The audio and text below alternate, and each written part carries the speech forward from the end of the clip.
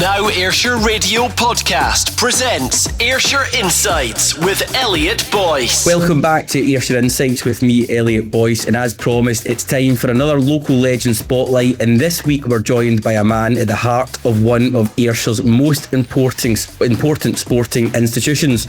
Our guest today oversees the day-to-day running of Kilmarnock Football Club, one of Scotland's oldest and most historic football clubs.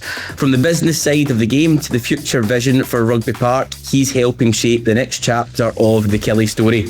I'm delighted to welcome the Chief Executive of Kilmarnock Football Club, Gregg McEwan. Greg, thanks for joining us today. Hi Elliot, thanks for having me. That's the kindest introduction you've ever given me.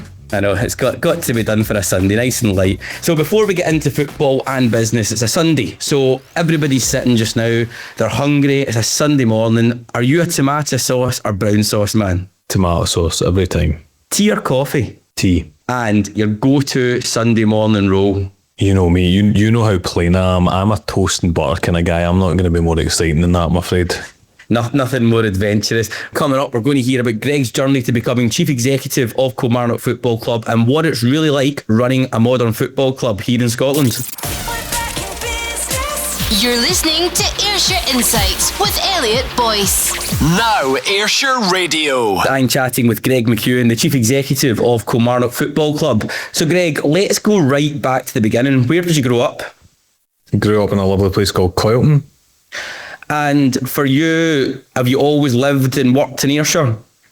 Yeah, no, not always. I've kind of been all over the place. I suppose I started in Ayrshire and always came back to Ayrshire like most Shire folk tend to do, but no, been all over the place, been everywhere, been all over the country.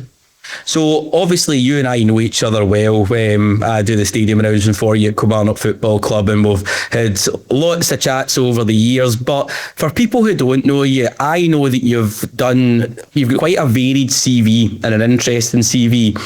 I'm going to ask you, were you a football mad when you were growing up, or how interested were you in football when you were growing up? I wasn't overly interested in football growing up, believe it or not. I was a music obsessed person. I've always been obsessed with music. Started my career in the music industry, in the events industry, and found very quickly that sometimes in order to enhance your career and to do the best you can do, you're better to be a bit more emotionally withdrawn from it.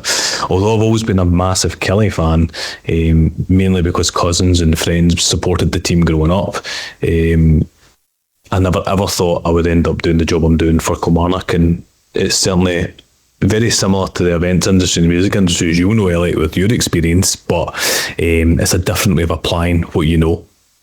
Absolutely. Now, talking about you growing up, so when you started working, what was your first job you ever had? As in like a school job? First school job. I suppose that's where I started my passion in retail. I started in retail and loved it. Some of the most memorable jobs I've had were working in retail and learning on the ground, and probably developing skills that I've taken into my career today came from that world. So yeah, retail's always been really exciting. And from retail then, I know that you're a man that does degrees for fun. What degrees have you managed to obtain in your life? I've got quite a few of those. So I have a BA in business with law and marketing. I've got a master's degree in marketing, and I'm currently finishing my master's degree in law and specialising in sports and media.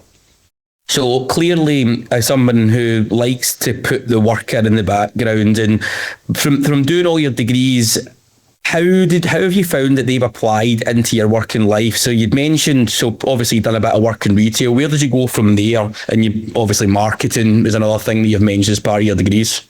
Yeah, marketing. I moved, my first proper role, I suppose, even leaving uni, was at the SEC before the Hydro even existed, showing my age, working with the team there to develop that, which was really exciting. Crossed over so many things. My predominant role was always creative. It's always been like creative marketing, developing a brand, building a brand, taking it to the next level. So from your days in SECC, you then involved with kind of some of the major events across Scotland. Who else have you worked with? Some of the big names? As in the music scene? Yeah. Oh God, had lots of experience. So we've had Kylie Minogue, we've had Sizzle Sisters, I'm trying to think some of the funnest ones. Like those two are acts I never thought would have been entertaining and exciting. And I remember we ended up inheriting the gig because there was a lot of the female staff that were away for that gig in particular, and it ended up being one of the best shows we've ever seen. The guys that were left behind to work it, so no, very exciting, very entertaining. And it's one of those things that people will turn up to a gig or turn up to a football match and they see the show, they see the game, they see what goes on, but in the background, the amount of moving parts for any large scale event is absolutely humongous, and probably you're kind of growing up and working in the event industry really stood you in good stead to your current role just now at Kilmarnock. So where did that come from then, from going from music? Yeah, there's similarities, but how did you end up in sport? It was a kind of strange transition, to be honest. It was always marketing and branding is what I did best, and developing brands. Obviously, the time at QTS as well, working on that brand, building the brand, and then moving on to a bigger conglomerate. That's when I first started working closely with Kilmarnock and other businesses in Ayrshire, sports businesses in Ayrshire, like the racecourse, which is a fantastic business, similar to the club, does a lot for the local area. And yeah, just ended up getting involved with both, working with both, kind of falling in love with the side of sport and the business side of sport, and becoming probably a bit obsessed with the business side of it and the commercial workings behind that, and how you can develop a business very successfully by, developing commercial strands that work for fans and visitors alike to the town. What do you think one of the biggest things, I mean, if I remember back in the time that I've known you, that I've been at Kilmarnock, when I first started as well, you weren't chief exec general manager at that point, where you were commercial. Yep, commercials. I was brought in to kind of, I suppose, modernise the commercial side of the club, just take it into the next stratosphere. It's always had great people working here, great colleagues in the past, and it was a different time. We had an 150th anniversary, as being one of the oldest football clubs in the country. We were one of the first to do it, so we wanted to do it well, and I think we capitalised on that as a team. So it's a small team here, Elliot. They're all great people, and you have to work hard to make it happen. What do you think one of the biggest things that you've done, so out with the 150th anniversary, one of the things as well that you brought into Kilmarnock, it was just as I started with the club, the Kelly Superstore, and bringing, probably that's coming from your retail side, you brought that in-house, didn't you? Yeah. I think retail rights is a sleeping giant, I would say, but you need to know the industry. You need to know what you're doing when you control retail rights. And at that point, most of the clubs in Scotland had outsourced to businesses that controlled the retail rights for them, which makes sense. And Kilmarnock was the same. We had a company that controlled their retail rights before we took them back in house. But as I've said, it's a sleeping giant. It can become quite a commercially important part of the club. And luckily, we've taken it back in-house. We took it back in 2020, and since then it's been a massive contributing factor to our commercial strategy. No, it certainly was. I remember at the time I was just joining, and also probably talking then about a time that was very, very difficult, which I think we'll touch on later on, of what happened with football just after that point with the likes of COVID and the pandemic, which just shocked the world. Now, you mentioned as well, which is quite a key point, as a very small team in Kilmarnock, for something that delivers such a large crowd and people coming week in, week out supporting the club, there's not a lot of people behind the scenes. How did you then go from your commercial role and fall into the kind of general manager, chief exec role, which you've now got? I think it just really comes through inheriting responsibilities, and you know what it's like. We are such a small team. We all look out for each other, and I suppose it's a challenging world to work in, as is all the industries I've mentioned: retail, music, entertainment, events. They're all the same, and I think when you can apply theory and practice, which is something I'd like to think I'm quite good at, even from guest lecturing times, it's all about just taking control and trying the best you can to make something work to the best of its own abilities with the commodities you have at your hand. No, absolutely. And another thing with football is you can be the hero one day and the villain the next, and it's all down to what goes on the pitch. And that's something that we see with everybody working with the club, from yourself. down to even the stadium announcer and the role that I've been, you very much, it depends on how the club's performing, which is obviously challenging. It's a game of football at the end of the day, but the responsibility from chief executive and everybody around the club is probably to give the players and give the team the best opportunity with the facilities that they've got in order to do that. And clearly that's something that Kilmarnock's been working on.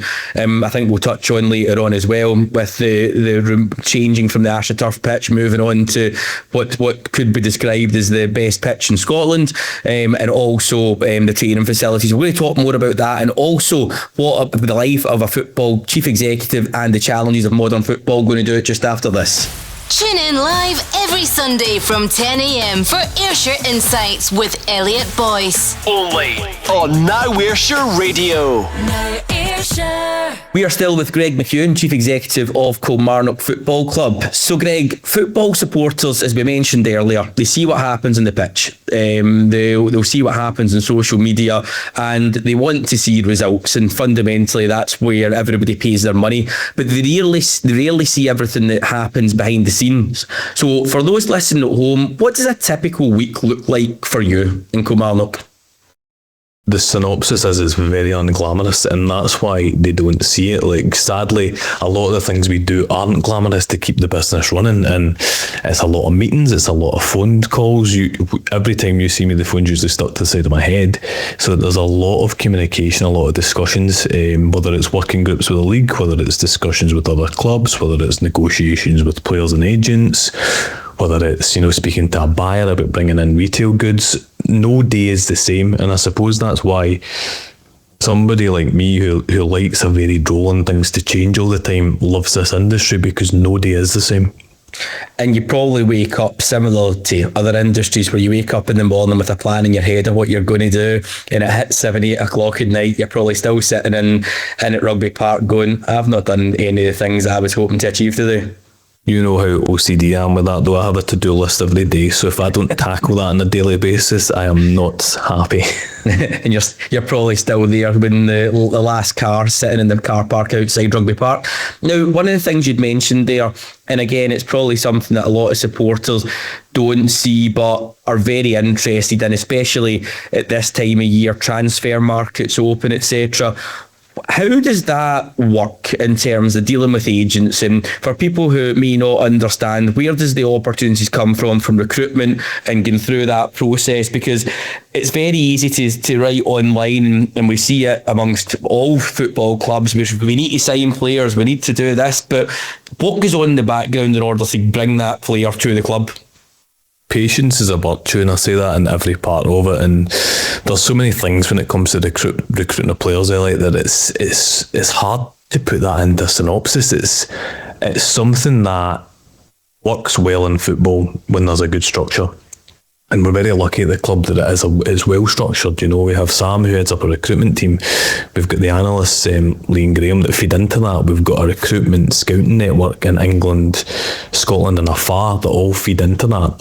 So my play and my position in that role is very minimum. There's a lot more experienced people than me, a lot more talented people than me that are targeting players and finding players, and ultimately it comes from the first team manager and his staff as well. So they then come in, so first team manager, all through that process, they identify somebody, and then I can imagine at that point you're maybe getting contacted to go, right, this is who we want, this is what we want to do. How does the business side then work from that? The business side, and without sounding boring, a lot of it is quite confidential. It's just like structuring a deal. It's the same as negotiating any deal. There's conversations, there's paperwork, there's contracts, there's agreements. It's like any business negotiation. And the art of negotiation, especially in football, is compromise. I say that to everyone. Like, no one's ever going to win where the football club or the agent or the player get everything they want. It doesn't work like that. It's similar to every negotiation. It was something that I was told years ago, and I always stick by it when I'm negotiating with somebody. I always have in my head, what would I love? what would I be happy with, but what fundamentally would I take? But then look at the other side of the argument as well, and who you're speaking to, and think in your head, what would they love? What do you think they'd be happy with, and what would they take? And see if you can get that middle ground where both parties are happy. It probably then allows for a good working relationship in a business sense, but the same way you've then got a player who, or an agent, and people that are coming in that go, do you know what, I quite enjoy dealing with Kilmarnock, and you build that relationship moving forward. I take it's exactly the same in that sense. Exactly the same. Relationships are everything, especially in this game. It's a small industry, it's a small world, and you have to keep relationships strong. And ultimately, there's going to be disagreements. That's business, that's life. But moving on from them and doing it as professionally and sensibly as everybody can is the best for everyone involved. What would you say the kind of biggest challenge of running a football club is in today's environment? It's always going to come down to one thing in football. It always comes down to finance. Like, there is never enough money in any club, and without getting into too much detail on that, like, it's a business that you could never spend enough money in any club, whether it's the smallest club in the country to the biggest club in the country. There's never enough. It's a demand-driven business, and not supply-driven at times, and you need to balance that equilibrium quite sensibly, in that you live within your means. And I think one thing we do here is we've got a fantastic board who give great guidance and great support and manage Kilmarnock to the best of its ability. I've always said we're probably one of, if not the biggest provincial club in the country, and that's a title that we're very proud of, being the oldest and largest. But the structure of the leagues in Scotland's changing. We've had this discussion many a time, Elliot. Outside investment changes how football looks, and there are a lot of outside investors now coming into the Scottish football game, and Kelly and a few others are still predominantly Scottish owned and fan run, in the sense of that there's fan representation on the board, and the fans have an ear here. We always listen to the fans, we always approach them, ask for input. Even in the retail side of things, the retail success wouldn't come without the fan support. We have to listen to them as a business, between retail and ticket managers to commercial managers. We all have to listen to what the fans want in order to give them what they need, and then everybody wins, because the more money that's invested into the football club, the more we can invest out on to that main product, which is what everybody comes to see this Saturday at 3:00. And it's everything round about that brings that together. Now, season tickets is something that obviously it's a massive push just now. We've got the season starting. We've got our first games, really our first kind of competitive matches kicking off, albeit not at Rugby Park, which we'll touch on very shortly for the first game on the 14th of July. But talking about season tickets just now, how important is it if a supporters listening, and a youth pathway, which is something that you and I had conversations about, how important is it that people buy season tickets, but on top of that, how important is it the club and Kilmarnock make it competitive, especially for young people? The youth pathway programme at Kilmarnock is something that should be admired, and probably admired by all clubs, about how affordable it is for young people. But how important is that strategy for the long-term success of the football club? It's been key, Elliot. You touched on something that we created back in 2018, and the youth pathway was all to sustain our season ticket holding standings. When we came in here, the season ticket holding, it was lower than it had been in a long time. It was around the 3,000 mark, predominantly over 65s, and commercially, with a commercial head on, you look at that and think, that's not good business. That's not good business that your largest portion of your customer base is over the age of 65, and it sounds a bit brutal, it sounds a bit commercially driven, but you have to then think, how do we market this, how do we target this in a way that protects the longevity of the football club? And that comes from creating something like a youth pathway, where it makes under 25 tickets a bit more accessible, and it steps that gap between an under 16 ticket and an adult ticket. It's not just a deep plunge from one figure to another, it's a staggered approach, in the hope that that loyalty shown to them from a younger age is given back when they take a full season ticket. And you see that. I mean, Kilmarnock, from the time that I've got there, but since I've been at the club as well and seen it, the youth of today. I mean, we've now got two zones within Kilmarnock. We've got the young team that are up and they're beating the drum. They've got their megaphone and they're singing away. And then you've got the standing section as well in the stand. Now, the other people, I mean, you've got a lot of people making atmosphere in the grounds, but you're the young people there that are beating the drum and doing it. Must be a massive part for the club as well. Totally, it's the heart and soul, and as you say, that's not to say that the older portion of season ticket holders don't matter. Of course they do. It's just they all have to work out, and what we've now got is probably although the youth pathway is the largest portion of season ticket holders, marginally, it's kind of 3 even thirds. It's 3 parts, so it's good to see that every demographic is equally represented through the club, and that it just gives us a bit of protection to see that the younger pathway is strong, the adult pathway is strong, and the over 65 pathway is strong, and together they all got on predominantly well, although I'm sure some fans are sick of hearing drums blasting in their ear, but they understand that it's all part of creating that atmosphere on a match day. Absolutely. I'm sure the same fans would probably be saying to me that I need to lower my tone as well when I'm on the mic and get the dance tunes on as the supporters are coming out as well.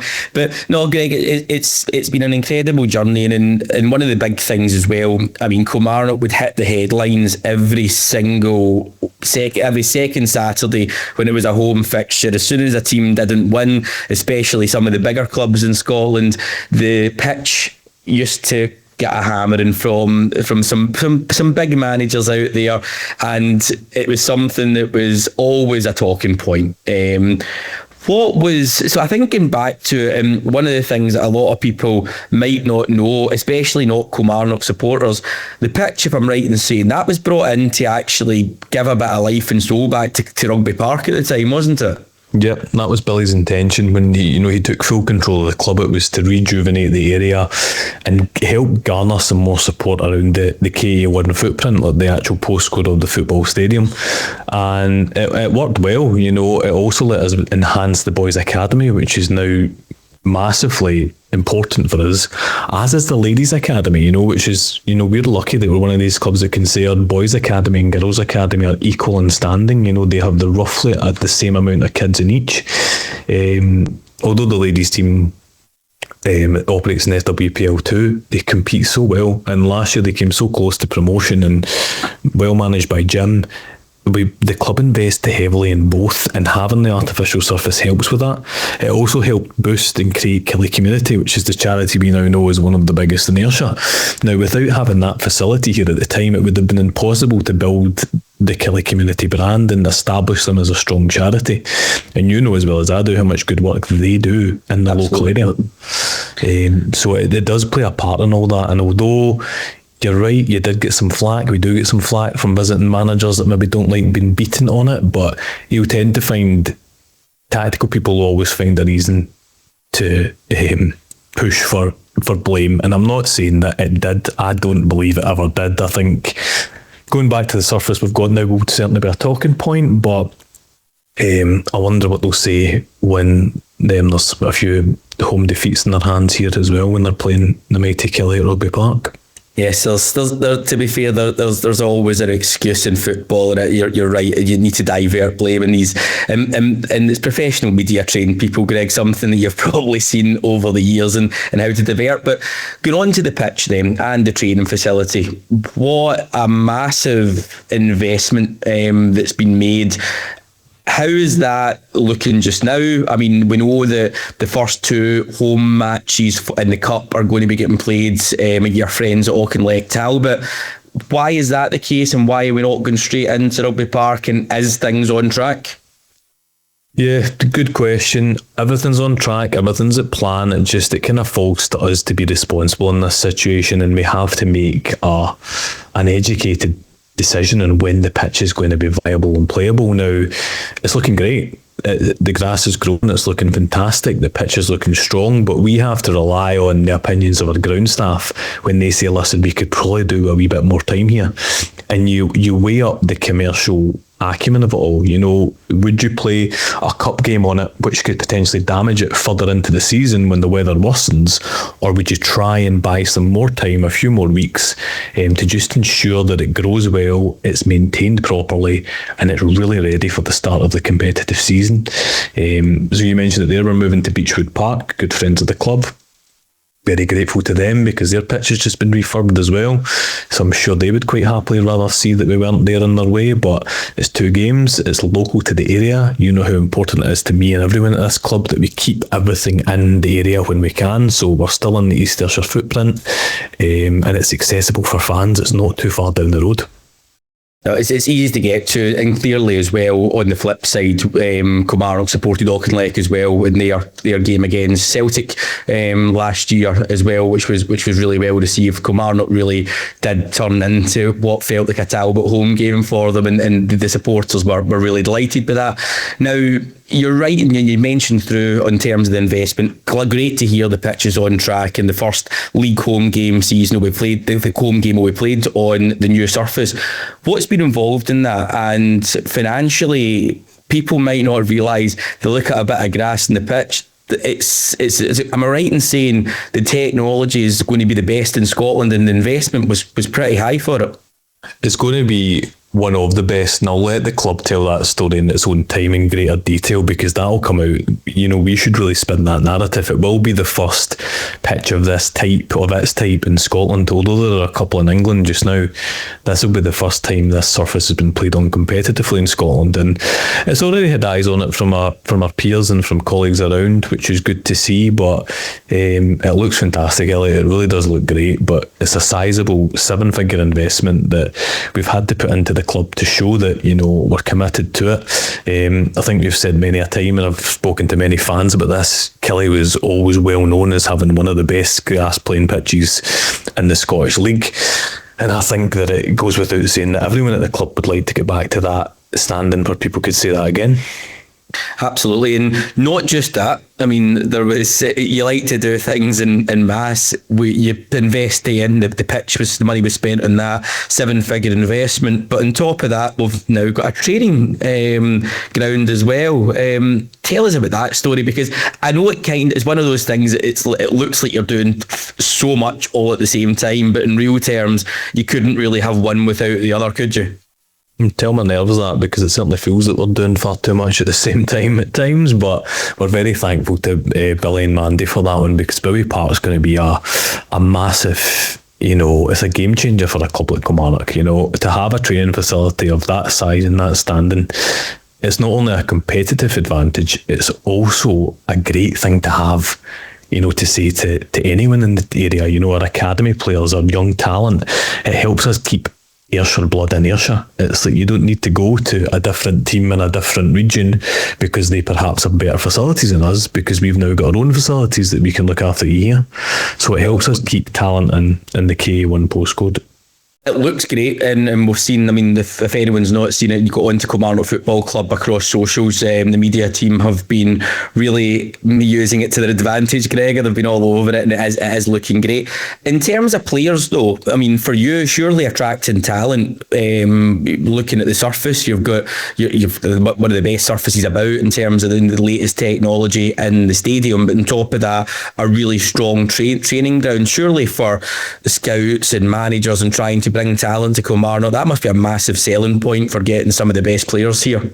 Yeah, I think the recruitment team will always compliment on it, and you know, it's like everything in life, there's always something that could be better, but I think, you know, we're now at a stage where we're competing, and that's a word you always want to use in competitive football. As long as you can compete, you're doing the best you can. I mean, albeit the one year we were relegated, we're one of the only clubs in Scotland that have predominantly been a Premiership side since it was founded. And I think that's an important thing to say. You know, the support that Killie gets is so strong and so pivotal to the local area. You know, we mentioned earlier on, I would love to have 10,000 season ticket holders back here.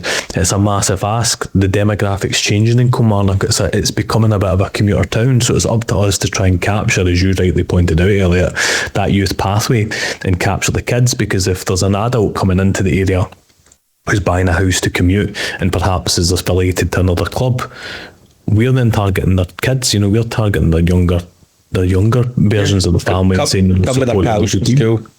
Totally. Yeah, get your pals, come there, and it's local. You can walk around, you can get the bus. It's here in Kilmarnock. Now, what has been one of the proudest moments during your time at Kilmarnock so far? Oh, good question.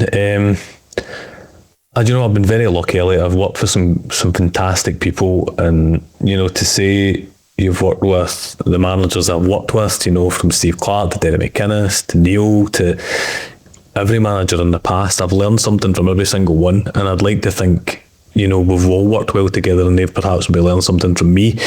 I think it has to be a collaborative working relationship. I have a fantastic working relationship with Billy Phillips and the board. It's a good club, it's good people, and we've got a very good team that work here as well. To be fair, and that's something, from as much as I'm not employed with the club, but kind of self-employed and subcontractor to it, but being involved, when you walk through that door, you're talking to everyone. There's not one person at the club who I've not had a conversation with, stood and spoke to for 5-10 minutes, because it is that family feel. And as you mentioned as well, it's a small club, and it's not a small club, it's a small amount of people that's part of such a big club, and that's one of the challenges, but yet probably the reason why it's still got that feel. You go to some of the bigger clubs just up the road, and even in a control room the size of what I'm involved with in sound, you could have 6, 7, 8 people in there, whereby you're lucky to have 2 in the smaller clubs, but yet you're delivering the same product. Yeah, I think there's an understanding in football clubs earlier that you're doing the job of 2 or 3 people. It's the kind of nature of what you do. It becomes part of your life. Most guys, girls in my job and my positions or similar all know that we have to sacrifice quite a lot to do this job. And the predominant amount of fans understand that as well and appreciate it. Not that that's why you do it. You don't do it for that. Nobody does that in football for that, because fan appreciation is directed to the 11 important people on a match day and the subs that are used alongside them. That's what matters. We're just here to make sure we can put the best competitive team on that field and get the best competitive results for everyone involved. And that again comes down to what I said at the start of the interview. I think it's very much a performance-driven business, and it doesn't matter how much work or hard work that some people in the background can do. Fundamentally, it's, as you mentioned, it's the 11 players on the pitch, the management team, subs that are used, and the results that they deliver, and all that the management and chief execs, etc., can do is probably give them as much tools and as much that you can to help them deliver the best they possibly can as professionals in the sport. Exactly that. We're all just playing our own part as a team. I always say it's like, maybe not a nice saying, but imagine rowing a boat in the middle of the Atlantic Ocean, and there's a hole in the bottom of that boat, and you've just constantly got to put more water out the boat than more water that pours into the boat. It's not a nice saying, but that's what it's like. Essentially, a football club is always going to be a challenge to steer. Sometimes the waters are choppy, sometimes the waters are calm, but you've always got to ensure that it stays afloat. And you're only really one game away from that can change in any trajectory, really. Yeah, and you've got to be calm. You've just got to be there, and you've got to always be the voice of reason. There's no point in losing your head or losing your temper. You just have to try and be as calm and level-headed as you can at times, which I'm quite sure some will be listening to this thinking, listen to your own words, Greg, but it's I've been asked to clip that bit up by a few people, Greg, and just play it to you now and again. Coming up next, we'll talk about community supporters and why football clubs are about much more than 90 minutes on a Saturday. Now streaming Ayrshire Insights, hosted by Elliot Boyce. This is Now Ayrshire Radio. You're listening to Ayrshire Insights with me, Elliot Boyce, and we're still with this week's local legend, Gregg McEwan from Kilmarnock Football Club. But before we go more into the football, Greg, and find out the links to community, the listeners have been in touch with our bargain of the week, and I know you well. You are a man who likes a bargain. So what is the best thing you've managed to buy for a tenner or less this week? Love a bargain. Usually always hanging about M&S for the yellow stickers, but no, probably clothing. You know what I like about clothes, the retail side. I'm always looking for a bargain. So Zara's been destroyed this week with a sale. So whether it's a bargain or whether it's a very clever strategy, they've managed to get some cash off me this week. There we go. So always like a bargain, and at least you recognise when the adverts are working. That's your commercial head coming in, just watching it going, it's gripping me, it's worked, I'm doing it, I'm going to spend the money. Always works. Right, now back to football. One thing that always stood out about Kilmarnock, and you'd mentioned earlier, especially with the Killie community as well, but is its connection to the local community. How important is that relationship between the football club and community? Oh, it's massive. I touched on it earlier when I said, we are the biggest or one of the biggest provincial clubs in the country, and we can only cling on to that title because we do so much for the community and we contribute so much in the community. I mean, you work with us, you're part of the team, so you see how closely we work with the councils, how closely we work with business partners around the area. I always think one of the proud things I have is that, our partners are all Ayrshire businesses, from James through, from the Hamiltons, Annandale, Red Rock. We're all local people. They're all local people that have businesses, albeit some might operate out with the Ayrshire footprint. They're all based in Ayrshire. And Roddy and Mo in particular have been fantastic partners for us, as the front of shirt sponsor and the training wear sponsor. And obviously you've spoke to Maureen earlier. I know you've had her on the show, and I'll just throw Roddy in it right now. He'll hate this, but try and get Roddy through on. He's a great speaker and he's got a great story to tell. Well, you've name dropped him now. You've got to get him involved. We'll get him on in a few weeks' time. But no, you're 100% right, and it's probably similar to us as well, Greg, at now Ayrshire Radio, whereby there is big boys that tried to be part of Ayrshire that wasn't Ayrshire. It didn't have the full the Ayrshire outlook on it. And the businesses that we're all dealing with are the people that you'll drive by their vans, you'll see in their shop windows, and they're trying to really make a difference. And Ayrshire is a really unique place as well. I mean, you and I coming from Ayrshire, it's different from anywhere else, and it's quite hard to describe until you live in it. And exactly what you said right at the very start of the interview, we can always go out and you go to travel different places, but it sucks you back in. Why do you think that is? I always describe it as like the Hobbit. We're all Shire folk. It's like the Shire's just its own area. We just like our own people. We just like our own company, and we're always very welcoming to those that visit, but I don't think Ayrshire feels like home to anyone who's just never grown up in it. It's just got this pull, it's got this magnetism that just keeps everybody in, but it's a big community, everybody always has each other's backs, and that's the thing. And it is also good for business. There's a number of huge businesses here in Ayrshire, and this is something that I'm really big on in Ayrshire Insights and trying to spotlight them. Some of the people I've had on, and I went, and that happens where? And it's just round the corner, and it's amazing what we've got, and that's what's really good. But things like football clubs sit in the heart of a community, as you mentioned as well, and it can be that part where, hospitality days and stuff is like a networking event. You've got all different businesses in, and before you know it, there'll be deals done over a pint in the hospitality suite just by businesses being together. And that's how there is a real investment in getting involved and supporting local football clubs and radio stations as well, to have that collaboration amongst businesses and getting your name out there and the people who buy your product. Totally. Listen, the way we structure it here, the commercial lounges, it's something we revamped again about 5-6 years ago, and they work, It's a collective of like-minded people, whether it's the Chairman's Club, the Champions Club, Legends Lounge, or the 1869. They're all very different in their own way, but they're their own little community. Like, you tend to find the construction companies congregate in one area, the finance people congregate in another. They're all very... It's funny how they just magnetise to each other, but yet they all communicate when they need to. So when we have the big business breakfast, which the radio station's been fantastic at supporting, everybody comes together to try and help each other. It's all about how Ayrshire businesses can help each other. And people mentioned, I had Sir Tom Hunter on the show, and his mantra was peer-to-peer, and it's all about the peer-to-peer support, speaking to people, because you might think, especially in smaller businesses where it's like one man or woman bands where it's really small, that the issues you're facing are just your issues. They're not. There's lots of people around about you that's seen it, been there, done that, and you'll probably find that with your peers in the footballing community as well, where you might have something with a club similar, whether it's your St Mirren's, your Motherwells, whoever it may be, or even the other side of Ayrshire at Ayr United. Everybody's got their own issues, and there's probably links there where you can support each other, because we're all here for the one part as well of having that club feel. Although it's one club, you're part of a league, which means you're kind of part of an overarching family, albeit fans definitely don't see that.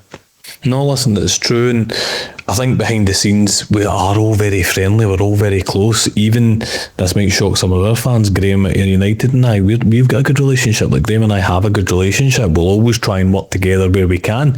If a player was ever needed to help Ayr United and it helped us in turn, you wouldn't turn that down, because it's a business decision.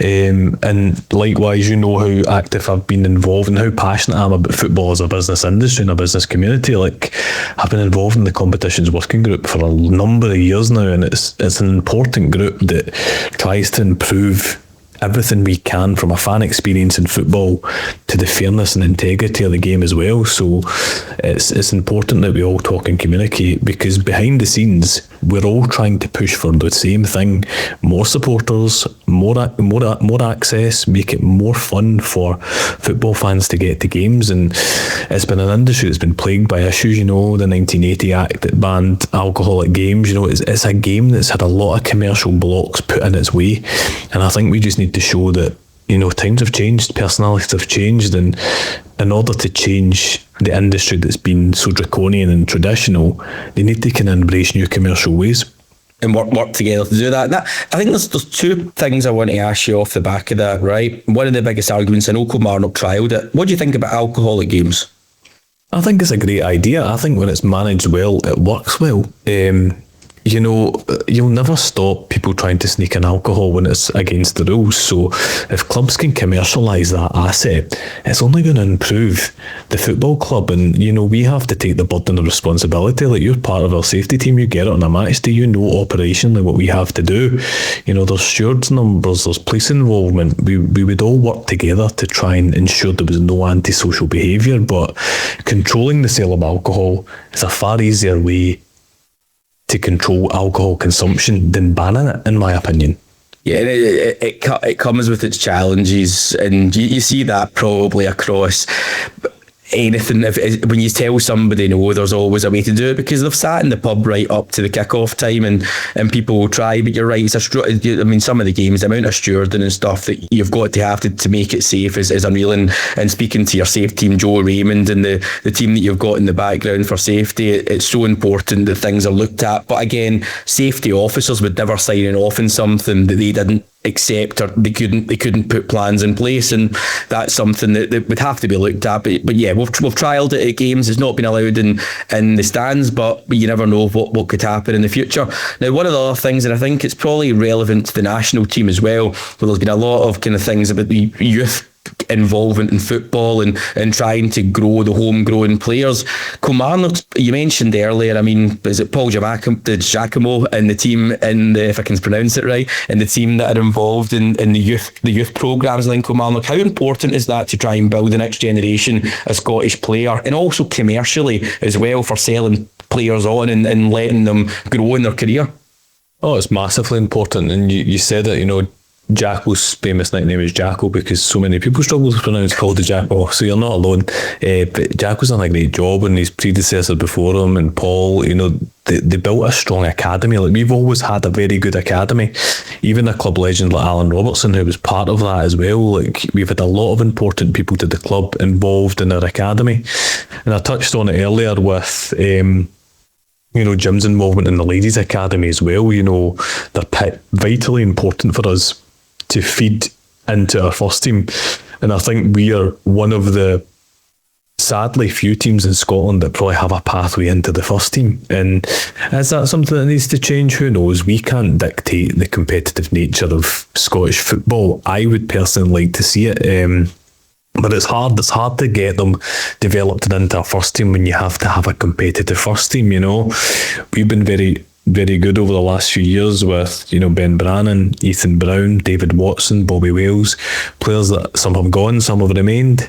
And there's certainly some great talent on the horizons coming through, whether it's Ewan Bowie, whether it's Rory Ellis, Archie Traynor. There's some real talent in the ranks ready to come through, but we then have to put these players out on loan to ensure that they develop at the right rate, because they can't get the game time with us. sadly. And another thing as well, I mean, there was calls on some podcasts and other shows where people were saying about looking at, was it the under 21 rule in terms of the number of under 21s, or having the kind of homegrown players involved in the game, and you've got to have so many of them playing. But then the challenges with that, as you know, Greg, when you've got squads and you've got injuries and you've got all the things that go against you, it's probably difficult to do that, because fundamentally, as much as supporters at national level say, that should happen, if you're not winning games on a Saturday, they don't really care what goes on in the background.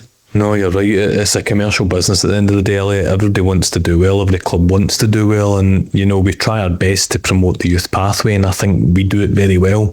But your hands are tied at certain points where you need experienced players, or you need to bring in, experienced foreign players to develop our own players, because there maybe isn't enough in the country. And that's something that I think we're looking at entirely, not speaking for other football clubs. I know that as a collective we all want the best, and the under 21 rule, there's nothing wrong with that. I think there's a lot that needs to be discussed, and a lot of the commercials need to be explored around it, but I wouldn't be surprised if something changes in that front in the near future. No, definitely, Greg. Listen, there's so much we could talk to you for hours here, but we're getting very, very close to 1 o'clock on the Sunday, so we're going to round things off after this with our quick fire questions and look towards the future for you and Kilmarnock Football Club. This is the Ayrshire Insights podcast with Elliot Boyce. Now Ayrshire. If you've just joined us, I'm chatting with Gregg McEwan, the Chief Executive of Kilmarnock Football Club. Now it's time for 5 fast ones. Greg, no thinking, no hesitation, just the first answer that comes into your head. Are you ready to play 5 fast ones? Yeah, but it's dangerous. Let's get your bleep machine ready. Let's go. Favourite takeaway? Tempura. A song that always lifts your mood? Sing It Back by Maloko. Great tune. Best thing about Ayrshire? The people. Weirdest moment at work? No comment, pass. And who plays you in a movie of your life? I'm not egotistical enough for that. Who would I pick? Let's go with... I'm kind of killing the fastest theme here, haven't I? Who would you pick? Who would you pick? You know me well enough. Who would you pick? I've not signed my contract for next season yet, Greg. So pass as well. We'll pass that one. Right, thanks for playing at 5 Fast Ones. We ask our guests every single week to get involved. Now, looking ahead, Greg, what are the key priorities for Killy over the next few years? Key priorities, it's always just to grow and sustain and just keep doing what we do best, Grow organically. It's a thing I always shout about, organic growth. It's in business, it's one of these things that's so underrated at times, and it's the best kind because it's the purest kind. If you grow organically through strategies like the youth pathway, taking back retail rights, it's guaranteed sustainable income. Whereas sometimes if it's a short burst and it's we've qualified for Europe, let's go big on that. That doesn't last forever, sadly, and it's an impulsive growth is never sustainable. So to grow organically and to keep striving towards being the biggest provincial football club in Scotland. Great, and yeah, I think that's probably what's so key on it, because people can look at Europe. I mean, if you look at clubs that maybe out with the top 2/3 in Scotland, with European football does come its massive squad depth challenges, and that's something people see where you might get a run at Europe, you want to maybe invest in it, but this very quickly as season goes on, it's a challenge for football, and probably as well, not just with European games, Greg, but you see it as well with cups. I mean, there's probably the thing that happens with people, with the clubs that maybe do well again out with some of the bigger squad depth clubs. If they do well in some of the cups, it can start impacting them in the league as well, just due to the challenges that face with the amount of game time. Totally, you know me, I am a bit of a grunge for a cup, you know this, so do some of the staff, much to my disgust, and I try not to be, but it's because they can become such an expensive distraction. Like, listen, it's great, cup runs are fantastic, I would love Killy to lift another cup, albeit Scottish or league, but they're an expensive distraction, and sometimes you just have to always remember that the league is the most important thing, because sustaining that Premiership status and striving to finish as high as you can sometimes bring the biggest reward. I mean, we've both been lucky enough to experience European football at Kilmarnock, and I'm sure you'll agree, Elliot, it was a phenomenal experience. It was phenomenal, and it was great to see the clubs, but not just that, everything that goes round about it. I mean, people don't see it. You sit in the pre-ops and you've got UEFA sitting in pre-ops before the game. You're talking about all the different things, bringing in levels of work that we're not used to, and different rules and things that you've got to do. It's very, very interesting. But as you say, unless you're going to go on a massive European run, which is a challenge for any club, far less a kind of smaller club and with budgets, etc., it can be great. Yeah, you fling a lot at it, but as you mentioned, the league's important, and that's what keeps you sustainable as the years go on. Totally. The league is always the golden goose, but a cup does bring its added incentives as well. Absolutely. Now, what would success look like for both the club, both on and off the pitch? What's the targets that Kilmarnock have, and what do you strive towards? I'm going to be stereotypically beige here and always just say sustainability. Just be sustainable. Get the club to as a sustainable position as we can feasibly get it to, but be competitive. Top six, they're around European football every 2 or 3 years, because it's not realistic, as you said, Elliot, to do that every year. It's just not. We don't have the supporter base for that, sadly. But hopefully it will grow in time, and we would love to hit those highs. But it's a very expensive thing to ask supporters to do every year. I mean, another fun stat that we always talk about is how many Killie fans are in the Tartan Army. So I'm going to have to start going to hammer my season ticket incentive soon to the media team to go, right, that's Tartan Army's over now, you need to come back to the Blue and White Army. We need you back.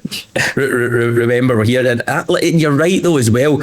Cost of living just now is huge, and it's such a challenge for so many people where the free income isn't there.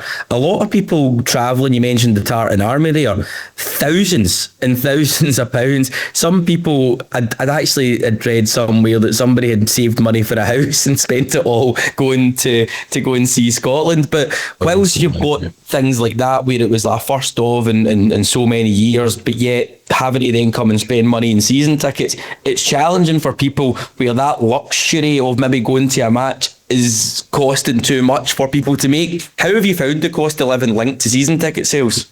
Look, listen, it's going to have a negative impact, Elliot. It always does. And again, we're lucky that we're on track to always still be over 5,000. It's been a challenge to get there. Let's hope we can sustain it again. We'll do our best too, but I'm not going to lie, I do have a fear that it will eventually impact that, because the cost of living crisis is so high. And I was actually talking to somebody about this the other day. They had a 14-year-old son, and I'm thinking, that kid's known nothing but austerity in the majority of his life in the UK, and you think, is that really what we want to promote to people in the United Kingdom? And we're not going into politics because that's a dangerous subject, but you told me specifically to stay away from that, but no, let's steer away from that quickly. So I think we just need to remember that everybody works hard, and there needs to be that balance where you can enjoy your life as well as working hard. And I hope that we'll begin to see the end of the austere times and things will start to turn round. And we're very lucky that the Killie fans are so loyal and they always stick by us, and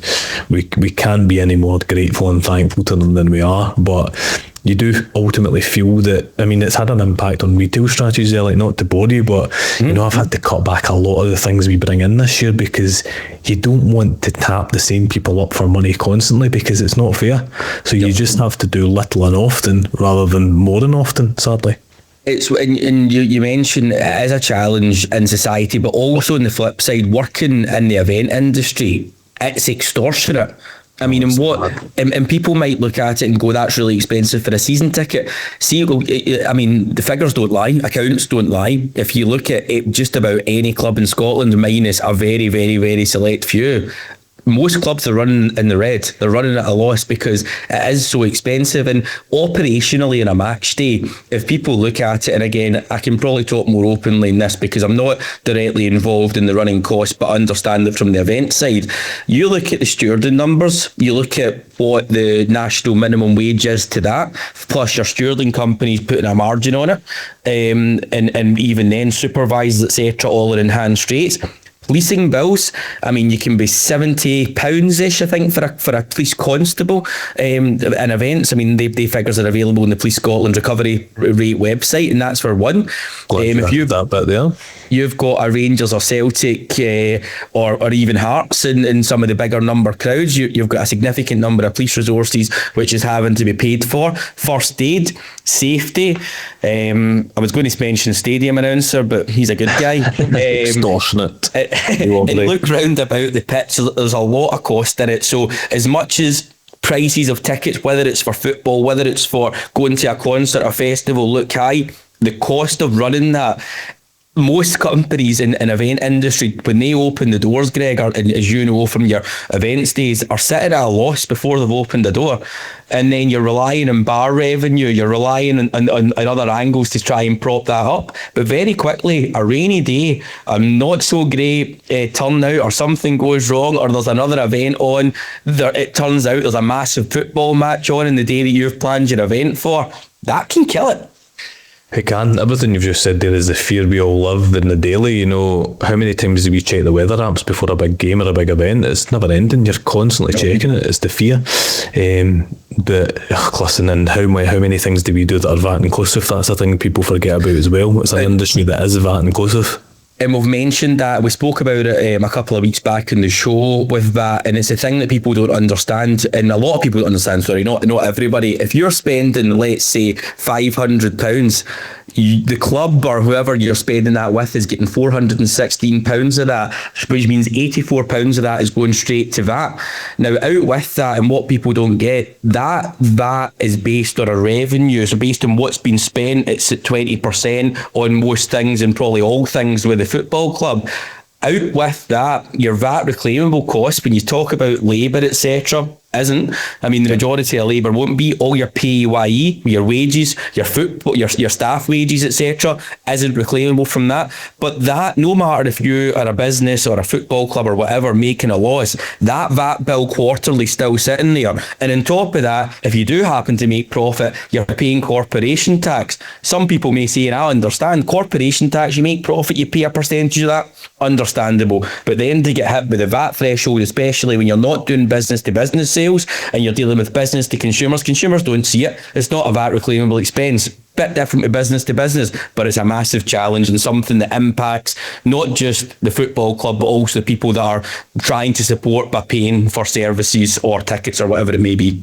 No, you're right. Listen, you're onto the stuff I love now. You know, I love the theory behind business, and it's true. It's things that we need to understand in the events, football, entertainment industry. Most of it is VAT inclusive, and it wouldn't be fair of us to put that cost onto the consumer because it would just cripple them. And we have to then understand that, and most fans do understand, Elliot, that the times have changed, and you know, their costs are increasing marginally. Our costs are increasing gargantuanly in some ways. You mentioned a few costs there, and sadly, that gap between profit and loss is becoming tighter and tighter and tighter. And this is where football requiring, at our level, wealthy ownership and wealthy directors and generous directors, might add, is a necessity. And listen, everybody knows how lucky we are to have the board that we have and the directors we have. And without them, I dread to think what could happen to this place. But the fans are phenomenal. We just need their support to continue, them to do a wee bit more if they can. We're not pushing it. We always try to be as respectful as we can with it, but it's the understanding that every club is facing this burden. Every club is seeing that margin get tighter and tighter and tighter. It's tough times, but listen, all the very best, Greg, and really appreciate you giving up your time. I know it's a horrible time of the year for you with the season just kick-starting, so I appreciate you coming in your Sunday. I was going to say your day off, but you never really get a day off in this game, do you? Never get a day off, and the lovely fixtures of the Scottish League means that Sunday football is becoming even more regular than it ever was before. So, yep, looking forward to kicking off the season competitively anyway. We've got the 2 league games at Beechwood Park, so urge fans to come along and support us there, experience some proper Scottish football, and then you get to watch the mighty Killie live on Sky back-to-back for the opening weekends. We're away to St Johnstone, live on Sky in the first game, and we're at home to Celtic for the second, with the new pitch being unveiled. Fantastic, Greg. Listen, really appreciate you coming on. Have you got any final thank yous or shout outs before we finish this up today? Yeah, listen, just thanks to everybody that supports the club, supports the local area. It means everything to us. You know, we play our part in the local community, but it's mainly down to the fact that you all enable us to, and the listeners and fans alike support the club where they can. And whether it's buying a shirt in the shop, whether it's buying a gift for a Killie fan or a kid, you know, every bit that you contribute to this football club goes towards putting the best competitive team we can on that pitch. Gregg McEwan, Chief Executive of Kilmarnock Football Club. Thanks for coming on. This is the Ayrshire Insights podcast. Never miss an episode. Hit subscribe now.